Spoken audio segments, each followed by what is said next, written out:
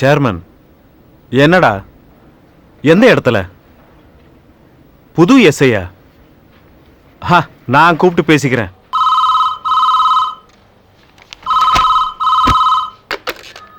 SI Suryaprakash. நான் தான் chairman பேசுறேன். என்ன விஷயம்?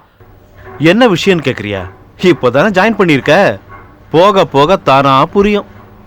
நீ அங்க புடிச்சு வச்சிருக்கிறது என்னுடைய பஸ்.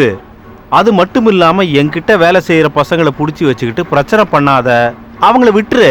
அதுதான் உனக்கு நல்லது. அவங்கள புடிச்சு வச்சது நான் தான், வெளியே விட முடிவு பண்ண வேண்டியதும் நான் தான்.